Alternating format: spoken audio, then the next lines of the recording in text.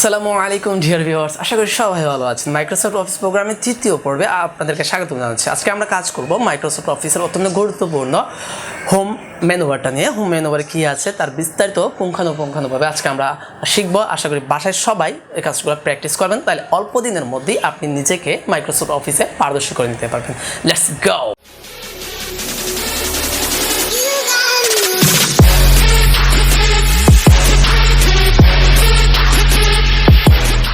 Dear viewers, Microsoft office প্রোগ্রামের তৃতীয় পর্বে আপনাদেরকে স্বাগত জানাচ্ছি। আজকে আমরা কাজ করব হোম বটন নিয়ে।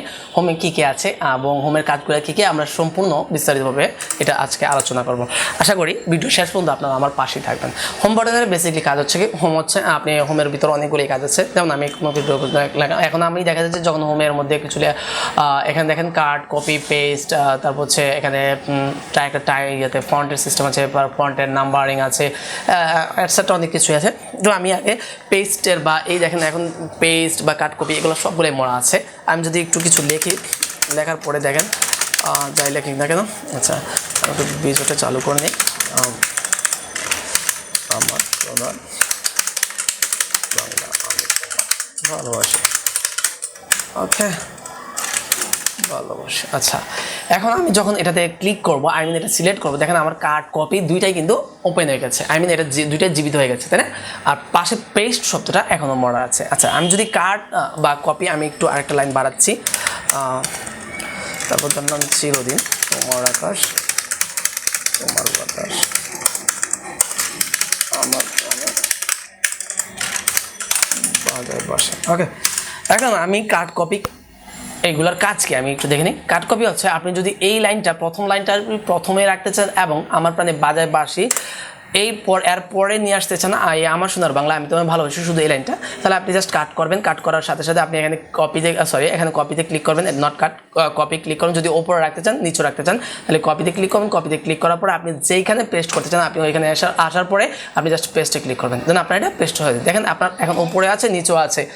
তারপরে আপনি যদি মনে করেন যে না আপনি এটা কাট করবেন না, উপরের লেখাটা আপনার ভুল হয়েছে, আপনি এটা রাখতে চান না, আপনি নিজে নিয়ে আসবেন, তাহলে আপনি জাস্ট কাট করবেন। সিলেক্ট করার পরে আপনি কাট করবেন। কাট করার পরে আপনি জাস্ট লাস্টে এসে আপনি যে জায়গায়, বা লাস্ট বলতে যে জায়গায় আপনি সেটাকে পেস্ট করতে চান, ওই জায়গায় এসে তারপর আপনি পেস্টে ক্লিক করবেন। দেখবেন যে আপনার লেখা পেস্ট হয়ে গেছে, তার মানে এখন আমার উপরে নাই। এভাবে আপনি কাট, কপি, পেস্টের কাজ করতে পারেন। অথবা শর্টকাট কি হচ্ছে, আপনি সিলেক্ট করার পরে আপনি যদি কাটের মধ্যে ক্লিক করেন, দেখবেন যে Ctrl+X, তারপর কপির মধ্যে ক্লিক করেন, তারপর দেখবেন Ctrl+C, তারপর পেস্টের মধ্যে যদি রাখেন একটু, দেখবেন যে Ctrl+V। তো আপনি এভাবে কাট, কপি শর্টকাটে কী করতে, তাহলে আপনার লেখাটা দ্রুত হয়ে যাবে এবং আপনার সময়ও আসবে। আচ্ছা, এবার পরে যে কাজটা আছে সেটা আমরা দেখি। নিয়ম যে বা এই বক্সটা আমাদের কাজ কি, এই বক্সটা যদি আরেকটা কাজ আছে, অন্য জায়গায় এই বক্সের বিষয়ে কাজ আছে। আচ্ছা, আমরা এখানে সরাসরি ফন্টটা চেঞ্জ করতে পারি। যেমন আমি যদি বাংলা লেখার পরে ইংলিশ লিখতে চাই, তাহলে সেক্ষেত্রে কি আমি জাস্ট এখানে আসার পরে শুধু নিয়ম যে জায়গায় আমি শুধু লিখবো, আমি টাইমস নিউ রোমান লিখে দেবো, টাইমস নিউ রোমান, তাহলে আমার ইংলিশটা চলে আসলো। এখন আমি বিজয় যদি চাল থাকে, বিজয়টা অফ করে নিব, দেন আমার ইংলিশ করে নিয়ে তারপর আমি লিখবো the name of our country.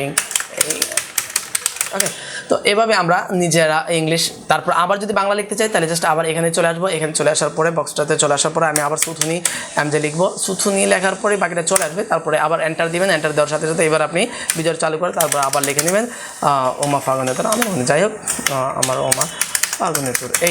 এভাবে আপনি Bangla to English to Bangla করে নিতে পারবেন। ঠিক আছে, এবার আপনি যদি কোনো লেখা বোল্ড করতে চান, সেক্ষেত্রে আপনি Ctrl+B চাপতে পারেন শর্টকাট কি। আপনি যদি বি এর মধ্যে ধরে রাখেন, তাহলে দেখবেন যে লেখা আছে Ctrl+B, অথবা এখানে শুধু বি আছে, আপনি বি এর মধ্যে চাপ দিলে লেখা বোল্ড হয়ে যাবে। লেখা বোল্ড মানে লেখাটা একটু ডার্ক হবে, কালো হবে, গাঢ় হবে। আচ্ছা, এবার যদি আপনি লেখাটা ইতালিক করতে চান, তাহলে আপনি একটু ডান পাশে তাকান বা Ctrl+I, অথবা আপনি এখান থেকে সরাসরি ক্লিক করলে বাঁকা হয়ে যাবে বা ইতালিক হয়ে যাবে। যদি আপনি লেখার নিচে আন্ডারলাইন করতে চান, সেক্ষেত্রে আপনাকে এই Ctrl+U চাপলে শর্টকাটের মাধ্যমে আপনার আন্ডারলাইন হয়ে যাবে, অথবা আপনি যদি এখান থেকে সরাসরি দিতে তাও পারেন, আন্ডারলাইন হয়ে গেল। এভাবে আপনি বোল্ড, ইতালিক, আন্ডারলাইন করতে পারবেন। আচ্ছা, এবার আপনি যদি আন্ডারলাইনটাকে ডাবল করতে চান, ডাবল স্পেসিং দিচ্ছেন, তাহলে আপনি দেখেন আপনার এই টিক মার্কের নিচেই ডাবল স্পেসিং আছে। অথবা আপনি যদি শর্টকাটে কি কাজ করতে চান, তাহলে Ctrl+D চাপলে আপনার ডাবল হয়ে যাবে। ওকে, আচ্ছা, আপনার তো এখান থেকে আপনি দেখে বোল্ড করতে পারেন, ইয়েতে আপনার ডাবল স্পেসিং করতে পারেন, অথবা আপনার এখানে আরও বিভিন্ন কয়েকটা অ্যাঙ্গেল আছে, আপনি স্টাইল আছে, আপনি স্টাইল যে কোনো একটা স্টাইল চুজ করে নিতে পারেন।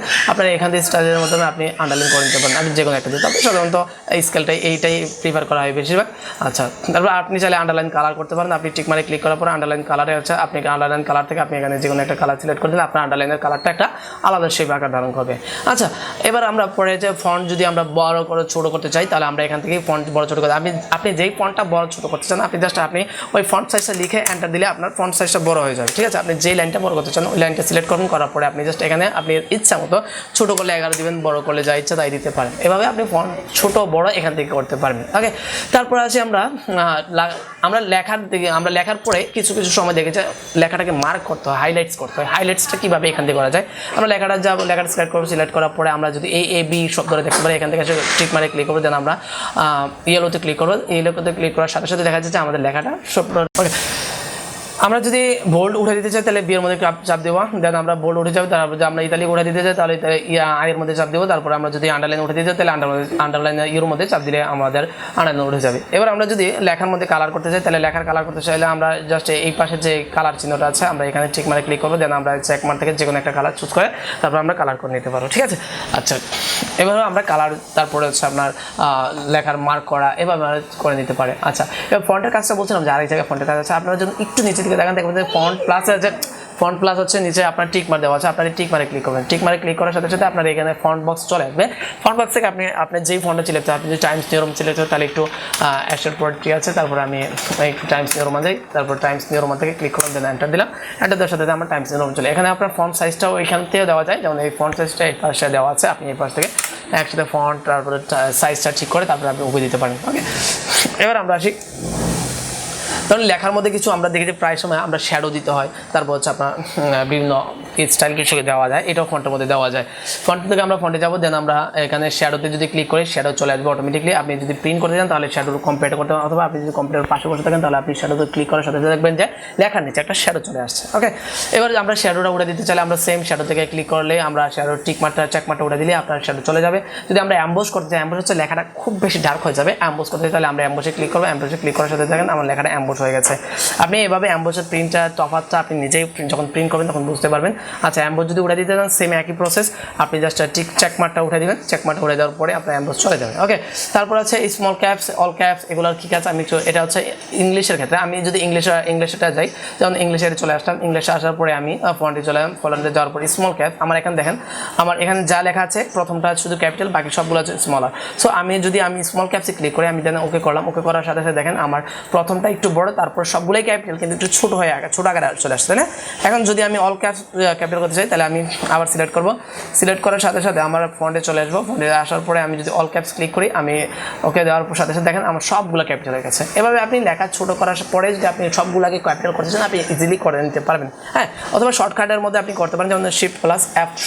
আপনি শিফট প্লাস F3 করলে একটা প্রথমে হবে, তারপরে সবগুলো হবে। এভাবে আপনি নিজে কম্পেয়ার করে নিতে পারেন আপনি কোনটা রাখতে চান। ওকে, আচ্ছা, এভাবে আপনি শর্টকাটের মাধ্যমে আপনার এই লেখা ছোটো বড় লেখা বড় স্মলার অথবা ক্যাপিটাল করে নিতে পারেন। ঠিক আছে, আচ্ছা, ফন্টের কাজটা আরেকটা বিষয় কাজ আছে। যেমন আমি এই লাইনটাকে কী করতে চাই, আমি এই লাইনটাকে পুরোটা লাইনে ফিল আপ করে পূর্ণ করে দিতে চাই। তো এক্ষেত্রে কী করবো, আমি জাস্ট লেখাটা সিলেক্ট করবো, করার পরে ফন্টে চলে যাবো। ফন্টে যাওয়ার পরে ক্যারেক্টার স্পেসিংয়ে চলে আসবে। এখানে এই যে দ্বিতীয় নাম্বার স্কেলের পরে স্পেসিংয়ের এখানে বাইরের জায়গায় আসার পরে আপনি নিজে অ্যামাউন্ট বসে দিতে পারেন, অথবা আপনি এই উপরে অ্যারোতে ক্লিক করার সাথে সাথে আপনার ফন্ট স্টাইলটা বাড়তে থাকবে। আপনি দেখবেন প্রিভিউতে আপনার দেখা যাচ্ছে, প্রিভিউতে আপনার লেখাটা যে কতটা স্পেস হচ্ছে আপনি সেটা দেখতে পাচ্ছেন। আপনি আরও বাড়াতে পারেন। ওকে করার পর দেখেন যে আপনার লেখাটা আগের থেকে কিন্তু স্পেসিং হয়ে গেছে, তাই না? এভাবে আপনি লেখাটা স্পেসিং করে নিতে পারেন। ঠিক আছে, তাহলে আপনার লেখাটা যদি অল্প লেখা হয় বা বিভিন্ন ধরনের স্টাইল হয় সেক্ষেত্রে আপনি এই কাজটা করতে পারবেন। ওকে, আচ্ছা, তারপরে আপনারা ধরেন আর এই তো এভাবে আপনি আবার যদি আগের মতো নিয়ে আসতে চান তাহলে আপনি ফন্টে যাবেন। ফন্টে যাওয়ার পরে আপনি স্পেসিংয়ের জায়গায় যেটা ছিল 0 করে দেবেন। 0 করে দেওয়ার পর ওকে দেবেন, তাহলে আপনার লেখাটা আগের মধ্যে চলে আসবে। ওকে, আচ্ছা, এবার আপনার পরে যে কাজটা দেখে এটা হচ্ছে আপনার এই কান্ট্রির এর কাজটা হচ্ছে আপনার কান্ট্রির জন্য। যেমন এটা দিলে বড় হচ্ছে, তারপরে হচ্ছে বড় হচ্ছে, তারপরে বড় হচ্ছে, মানে ফন্ট বড় ছোটো হচ্ছে এগুলোতে, বা এখান থেকে বড় ছোটো করতে পারেন বা এখান থেকে বড় ছোটো আপনি করে নিতে পারেন। ঠিক আছে, আচ্ছা, তারপরে আপনি আসেন এটাতে এই পাশে এগুলোতে বড় ছোটো করে 2 পয়েন্ট করে বাড়ে, আপনার ইচ্ছা আপনি 2 পয়েন্ট 1 পয়েন্ট যেভাবে বাড়াতে চান বাড়াতে পারেন। এবার আসি আমরা পরের ডায়লগ বক্সটা কি আছে, প্যারাগ্রাফ। আচ্ছা, প্যারাগ্রাফের কাজটা কি আছে, আপনার এখানে প্যারাগ্রাফে অনেকগুলো কাজ আছে। আপনার যেমন বুলেটস, তারপর হচ্ছে এই পাশে নাম্বারিং আছে। আচ্ছা, বুলেটস নাম্বারিংয়ের কাজটা কি? বুলেটস হচ্ছে আপনি যখন লেখার সামনে কিছু সিম্বল দিতে চান। যেমন আমি এখানে আসলাম, এখানে আসার পরে আমি আমি চেকমার্কটা ক্লিক করে, ছোটো একটা চেকমার্ক ক্লিক করার সাথে সাথে আপনার দেখা যায় যে এরকম কিছু বুলেট চলে আসছে। এই বুলেটসগুলোর মধ্যে আপনি যেটা প্রিফার করেন আপনি সেই বুলেটসটা দিলেন। আমি এটা প্রিফার করলাম, দিয়ে দিলাম বুলেটসটা। এখন আপনি বুলেটসটা দেওয়ার সাথে দেখবেন যে আপনার মার্জিনের থেকে একটু লেখাটা দূরে চলে আসছে। তো আপনি জাস্ট এটাকে কী করবেন, ধরবেন, ধরার পরে আপনি জাস্ট মার্জিন বরাবর এনে ছেড়ে দেবেন। দেখুন আপনার লেখাটা আবার আগের মতো বুলেটটা মার্জিন থেকে শুরু হয়েছে। এখন আপনি কী করুন, এখন আপনি যদি পরের বার যত লাইন লিখতে চান দেখেন, যদি আপনি এন্টার দেন দেখবেন সাথে সাথে আরেকটা লেখা চলে, মানে বুলেট আরেকটা চলে আসছে। এভাবে আপনার অটো বুলেট চলে আসবে, আপনাকে বারবার বুলেট দিতে হবে না। ঠিক আছে, এবার আপনি বুলেটের কাজটা করে দিতে পারেন। এবার আপনি যদি মনে করেন যে আপনার বুলেট লাগবে না, তাহলে আপনি জাস্ট লেখাটার সামনে আসবেন, আসার পরে একটা ব্যাক স্পেস দেবেন, বুলেট চলে যাবে। আবার পরের আগেরটা যদি সেম করতে চান তাহলে ব্যাক স্পেস দেবেন, চলে যাবে বুলেটটা। ঠিক আছে, এবার আপনি বুলেট উঠে দিতে পারেন, রাখতে পারেন। আচ্ছা, এবার আসে নাম্বারিংয়ের কাজটা, মোস্ট ইম্পর্টেন্ট একটা কাজ। ধরুন আমি নাম্বারিংয়ের কাজটা দিয়ে আমরা যখন কিছু লেখার ক্ষেত্রে দেখা যায় আমরা নিজেরাই নাম্বার বসিয়ে নিই, 1 2 করে এরকম করে বসে দিই। যেটা একটু গ্যাঞ্জাম আছে, গ্যাঞ্জামটা কী সেটা আমি দেখা দিচ্ছি। ধরেন এভাবে আমি 1 2 3 দিলাম, বা 4 পর্যন্ত গেলাম। ওকে, 4 পর্যন্ত যাওয়ার পরে আমার দেখা গেলো যে আমি যখন 4 পর্যন্ত গেছি তখন দেখা যায়, আচ্ছা এভাবে আমি নাম্বারটা দিলাম। নাম্বার দেওয়ার পরে যদি নাম হয়, দেখেন আমরা বিভিন্ন কমিটি লিস্ট থেকে বিভিন্ন নাম লেখাই। এক্ষেত্রে নামের ক্ষেত্রে কী হয়, দেখেন আমরা যদি আমাদের ক্লায়েন্ট বলে যে নামটাকে উপর নিচ করতে হবে, তো আমি যখন উপর নিচ করতে যাবো, আমি কীভাবে উপর নিচ করতেছি, শিফট অল্টার, তারপর হচ্ছে অ্যারো কির উপরেরটা দিলে আমি উপরে চলে গেছি। হ্যাঁ, তারপর হচ্ছে আপনার আবার এক একটা যদি তিনি নিতে চাই তাহলে শিফট অল্টার, তারপরে যে 4টা অ্যারো কি আছে, 4টা অ্যারো কির আপনি নিচের দিকে নিচের দিকে যাবে, উপরটা দিলে উপর দিকে যাবে, তাহলে আপনি নিচের দিকে নামলেন, 3-এর মধ্যে চলে আসলেন। ঠিক আছে, এভাবে আপনার অ্যারো কির মাধ্যমে উপর নিচ করতে পারেন। এবার এই যে উপর নিচ করলেন, উপর নিচ করার পরে আপনাকে দেখা যায় যে আপনার নাম্বারগুলো সম্পূর্ণ চেঞ্জ হয়ে গেছে। আপনি কাট কপি করতে পারেন, তবে কাট কপিতে জ্ঞান বেশি মনে হচ্ছে, তো আপনাকে আরও শর্টকাটে আমি কীভাবে দ্রুত কাজ করা যায় সেই প্রসেসটাই দেখাচ্ছি। আচ্ছা, এভাবে এখন আপনি নাম্বারগুলো সিলেক্ট করবেন, মানে আবার নাম্বার দিবেন, এটা আপনার কাছে সময় সাপেক্ষ ব্যাপার। তো এইভাবে এই ঝামেলা থেকে বাঁচার জন্য আমরা কী করতে পারি, আমরা এই ঝামেলা থেকে বাঁচার জন্য যেটা করতে পারি সেটা হচ্ছে আমরা অটো নাম্বারই সিলেক্ট করতে পারি। আচ্ছা, আমি এই নাম্বারগুলো উঠে দিচ্ছি, উঠে দিলাম, একটু সময় নিচ্ছে, উঠে দিচ্ছি। যেন আমি এই অটো নাম্বারতে ক্লিক করলাম। অটো নাম্বারে যদি আমি এখানে চেকমার্কে ক্লিক করেন বা ছোটো আইকনটা ক্লিক করেন, আপনি এখানে 1 2 3 বা বিভিন্ন ধরনের অ্যাঙ্গেল দেখতে পারেন। আপনি যেটা ইচ্ছুন, আপনি ধরেন এটা দিলাম, দেওয়ার সাথে সাথে আপনি চলে যাবেন, এক দেওয়ার সাথে সাথে আপনার এই যে এটা কিন্তু আবার এই যে বুলেটের মতো আবার লাইন স্পেসিং থেকে একটু দূরে চলে আসছে। তো আপনি সেম আগের মতো ধরবেন, মাউস দিয়ে ধরবেন, ধরার পরে একটু ড্র্যাগ করে এখানে ছেড়ে দিন, হয়ে গেল। এবার আপনি যদি দেখেন, আমরা যখন এবার এন্টার দিলে কিন্তু আপনার 2 চলে আসবে, বাট এন্টার দেওয়ার পর 2 চলে আসার পর যে আবার এন্টার দেন তাহলে কিন্তু থাকবে না, কারণ কি আপনি কিছু লেখেন নাই তার জন্য। এবার আপনি আবার এন্টার দেন, তাহলে আবার চলে আসছে। ঠিক আছে, এভাবে কিন্তু আপনার লেখাটা চলে আসছে। এখন আপনার প্রশ্ন থাকতে পারে যে আমার লেখা বাংলা কিন্তু ইংলিশ হলো কেন, কারণ বিকজ আমরা ইংলিশটা চুজ করেছিলাম তাই। আচ্ছা, এবার আমরা কী করবো, আমরা এটা যদি বাংলা করে নিতে চাই তাহলে আমরা জাস্ট এই যে সিলেক্ট করার পরে আমার এখানে টাইমস নিয়ম অনুযায়ী আমি জাস্ট শুধু নিয়ম যোগ করে দেবো, তাহলে দেখবেন আমার লেখাটা বাংলা হয়ে গেছে। হ্যাঁ, এই যে চলে আসছে বাংলা। ঠিক আছে, এবার আমি যদি এন্টার দিই সেম 2 আসবে, কিন্তু আমার কথা হচ্ছে এখন যদি আবার 2 চাপ দিই তাহলে আবার কেটে যাবে। কেন কেটে যাবে, কারণ আমি কিছু লিখিনি তার জন্য কেটে যাচ্ছে। ওকে, এবার আমি যদি এটাকে সবগুলোর সামনে দিতে চাই, ধরেন 2-এর সামনে পরের লাইনে দিতে চাই, তাহলে জাস্ট আবার ক্লিক করলেই হয়ে যাবে। এখানে এসে একবার ক্লিক করবেন, তারপর আবার ক্লিক করবেন, অটোমেটিক ওটা নাম্বার আপনাকে দিয়ে দিবে। হ্যাঁ, এবার 4 পর্যন্ত আমি একটা দিয়ে দিলাম। ওকে, এবার আপনি যদি মনে করেন আমার প্রাণে বাজে বা সেই লাইনটা উপরে উঠাতে চান, বা উপরটা 1 নাম্বারটা 4-4টা 3 যা ইচ্ছে তাই করতে চান, আপনি শিফট অল্টার, তারপর হচ্ছে এই যে 4টা অ্যারো কি, ডান পাশে 4টা অ্যারো কি আছে, আপনি 4টা অ্যারো কি দেখা দিচ্ছে আপনার কোন 4টা অ্যারো কির কথা আমি বলতেছিলাম। আপনার দেখা যাচ্ছে না, একটু দেখাচ্ছি। হ্যাঁ, আমার মনে হয় আপনি অ্যারোকিগুলো দেখতে পাচ্ছেন, এই 4টা অ্যারোকি আছে, এই 4টা অ্যারোকির মধ্যে আপনার এই 4টা অ্যারোকি থেকে আপনি কাজ করবেন। এই 4টা অ্যারোকির উপরটা দিলে উপর দিকে যাবে, নিচেরটা দিকে নিচের দিকে যাবে। এইভাবে উপর নিচে করে আপনি আপনার এই লেখাগুলো কীভাবে সাজা নিতে পারেন সেটা আমি দেখাচ্ছি আপনাকে। হ্যাঁ, একটু আপনি ঠিক মতো করে নিচ্ছি। ওকে, আচ্ছা, এবার আমি আসি এবার কীভাবে কাজটা করতে হয়। ধরুন 1 নাম্বারটা আমি 4-এ নিতে চাই, তাহলে আমি শিফট অল্টার দেন আমি অ্যারো কি নিচেরটা চাপ দেবো, 4-এ চলে গেছে। এবার আমি যদি মনে করি যে 4 নাম্বারটা 3-এ চলে আসছে, এবার 3 নাম্বারটা আমি 1 নাম্বার দিতে চাই, তাহলে শিফট অল্টার উপরেরটা চাপ দিলে আমার উপরে চলে যাবে। 1 2 হ্যাঁ ওকে, এবার উপরে চলে আসছে। এবার দেখেন আপনার নাম্বারটা কিন্তু কোনো চেঞ্জ হয়নি, তাই না? আপনার সময় বেঁচে গেল, আপনার গ্যাঞ্জাম স্যার আপনি কাজটা করে নিতে পারেন, ঠিক আছে? এভাবে আপনি অটো নাম্বারিংয়ের কাজটা করে নেবেন। অটো নাম্বারিং কাজটা অবশ্যই প্রিফারেবল, পারফেক্ট, যার জন্য হোক আপনি এটা সহজে কাজটা করে নিতে পারেন, ঠিক আছে? আচ্ছা, এবার আসেন এই যে প্যারাগ্রাফের ভিতরে যে রাইট লেফট এইগুলোর কাজটা কি, এগুলো দেখে নিচ্ছি। আমরা যখন লেখা লিখি তখন ধরেন ওমা ফাগুনে তোর সরি আমের ফাগুনে তোর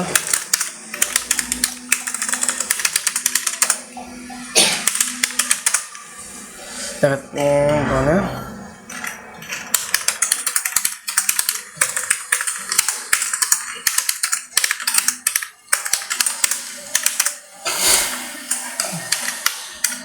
ওকে,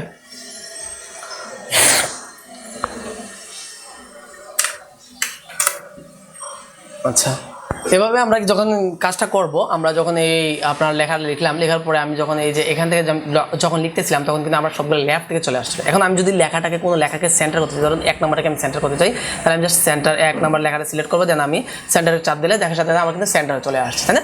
এবার আমি যদি আবার লেফটে ক্লিক করতে চাই, রাইট থেকে যদি আমি কোনো লেখা রাইট থেকে লিখতে চাই, যেমন আমি যদি এই পাশ থেকে ডান পাশ থেকে লিখতে চাই, কেমন এটা আমি দেখাচ্ছি, মরি হায় রে ওমা ফাগুনের তোর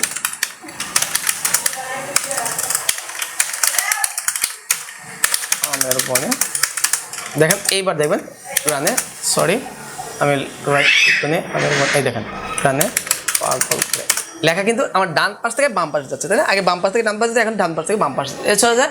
এটা হচ্ছে আপনার রাইটের কাজ। আর জাস্টিভের কাজটা কি এখানে, জাস্টিভের কাজটা হচ্ছে মোস্ট ইম্পর্টেন্ট। আপনি যখন লেখা লিখবেন দেখবেন যে আপনার প্রতিটা লাইন কিন্তু সমান না, তাই না?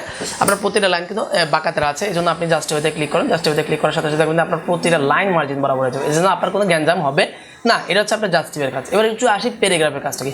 প্যারাগ্রাফের কাজটা হচ্ছে, আচ্ছা সরি এই প্যারাগ্রাফের কাজটা পড়ে যাচ্ছি, আপনার একটু দেখে নিন। এটার সাথে আমরা যখন লাইন স্পেসিং বাড়াতে চাই, ধরুন আমরা 1 নম্বর লাইন প্রথম লাইন থেকে দ্বিতীয় লাইনের স্পেসিংটা একটু বেশি থাকবে, আমরা এই ক্ষেত্রে কী করবো, আমরা এক্ষেত্রে হচ্ছে যদি লাইন স্পেসিং বাড়াতে চাই, তাহলে আমরা লেখাটাকে যেই লাইনটাকে বা যেই দুইটার মধ্যে আমরা স্পেসিং রাখতে চাই বা যতগুলো লেখার সাথে আমরা স্পেসিং রাখতে চাই, আমরা লেখাগুলো সেট করবো, দেন আমরা চলে যাবো এখান থেকে আসার পরে আপনার 1.5 ক্লিক করতে পারবো। যদি আমরা 1.5 দিয়ে দেখেন একটু বাড়বে, দেন আমরা 1.5 তারপর আর একটু বাড়লো, তারপর 2 পয়েন্ট দিলে আরেকবার, এভাবে যত আমরা উপরের নিচের দিকে যেতে যাব, যত সংখ্যা বাড়তে যাব ততই সংখ্যা বাড়বে। আচ্ছা এবার দেখা গেলো যে কিছু ক্ষেত্রে আপনি যখন প্যান ড্রাইভ দিয়ে কোনো কাজ করছেন, একজনের প্যান ড্রাইভ থেকে আরেকজনের ফাইল আপনি নিয়ে গেলেন, নেওয়ার সাথে সাথে দেখবেন যে কিছু ফাইলের স্পেসিংটা একটু বেশি মনে হচ্ছে। আপনি যখন এটাতে 1 করে দিচ্ছেন তারপর এটার স্পেসিংটা কমছে না, এক্ষেত্রে আপনি কী করবেন, আপনি চলে আসবেন লাইন স্পেসিং অপশন থেকে, সেখানে আসার পরে এই যে স্পেসিং আফটার অথবা বিফোর, এখানে যাই থাকুক না কেন আপনি সবসময় এটাকে 0 করে দেবেন। 0 করে দেওয়ার সাথে সাথে যেমন আমি 10 দিলাম, ধরুন এটা আমি একটু দেখাচ্ছি, 10 দেওয়ার সাথে সাথে দেখেন আমার স্পেসিংটা একটু বাড়ছে। আমি এখন যদি 1 পয়েন্ট করে দিই তারপর এটা কমছে না, তাই না? এখন যদি আমি